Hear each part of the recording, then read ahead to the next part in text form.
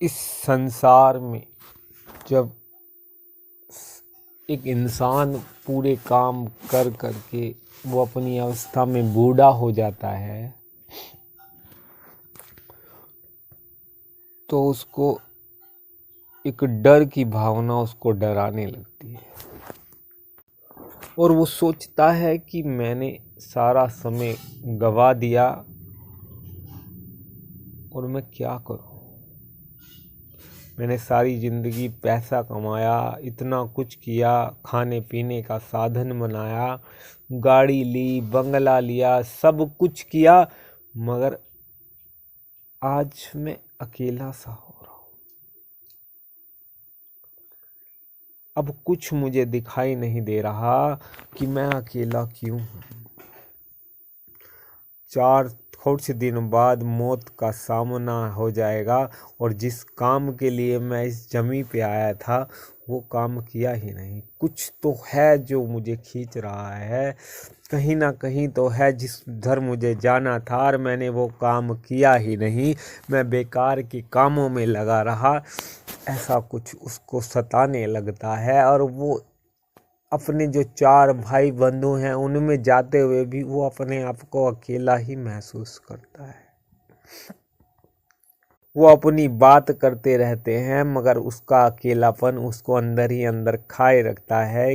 वो उनको अंदर ही अंदर कहता है कि ये बेकार की बातें हैं, उससे मिलाओ जो कोई परमात्मा से मिला हो।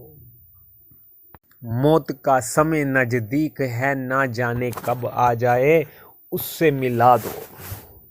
और वो अपनी सारी खोज को धीरे धीरे करने भी लगता है मगर मौत का समय इतना नज़दीक होता है उसे कुछ समझ नहीं आता। कुछ हड़बड़ाहट, कुछ मन की घबराहट, इन सब में और डर में वो बेचारा दुखी दुखी रहता है और दर दर खोजता है कि वैसा कोई मिल जाए जो परमात्मा की बात सुनाए। और उसे परमात्मा की वो बातें सुनने में बड़ा आनंद आता है और वो कोशिश भी करता है मगर ये कोई सोचता है। जिसको अंतिम अवस्था में इस चीज़ का ज्ञान होता है वही सोचता है। परमात्मा का जब उसको कोई बंदा मिलता है जो हमें भागवत या कोई चीज़ पढ़ के सुनाता है तो उसके मन को, उसके अंदर को ऐसा सुकून मिलता है। वो कहता है बस इसी में बस जाऊं, कहीं और जाने का मैं सोचूं भी ना। फिर वो अपने घर जा कर के भी, अपने परिवार में होते हुए भी वो अकेलापन को महसूस करता है और वो अपनी पूरी कोशिश भी करता है। एक तो मिटने वाला ये शरीर है और डर के मारे उसके प्राण निकले जा रहे हैं। समझ ही नहीं आ रहा कि वो कहाँ जाए। पूरी भागवत भी अधूरी अधूरी पढ़ता है मगर कुछ कर नहीं पाता क्योंकि उसको एक डर लग गया कि एक ऐसा समय आने वाला है, उसकी मौत आने वाली है। जो चाहिए था वो मैंने कभी नहीं पाया, उस तरफ मेरा ख्याल ही नहीं गया और मैं यहाँ से जितना कुछ कमाया ये सब बेकार है। ये बंगला, ये मोटर, ये गाड़ी, ये सब मिट्टी है। मुझे जो चाहिए था वो मुझे नहीं मिला। मेरी आत्मा को परमात्मा की परिछाया चाहिए थी, परमात्मा खुद चाहिए था और वही मेरा असली ठौर ठिकाना था। और मैं यहाँ आकर के कहाँ फंस गया, इन जंजाल में कहाँ फंस गया।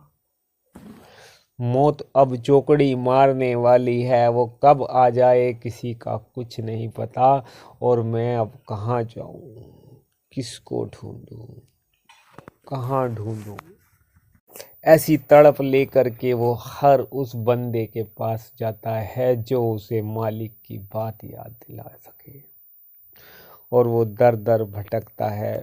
बहुत से अहंकारों में उसे जकड़ भी रखा होता है। कुछ अहंकारों में वो बेचारा अपने आप को सब में अलग महसूस भी करता है मगर क्या करे बेचारा इंसान।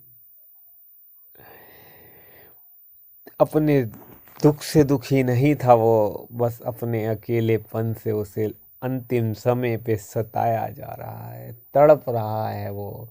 उसे समझ आ रहा है कि उसने जो इस संसार में किया सब गलत किया, और वो दुखों के कारण इतना दुखी है। उसके जो परिवार वाले हैं वो भी अब उसे अपने नहीं लग रहे। बच्चों में है तो सही, मगर बच्चों का कोई वो नहीं।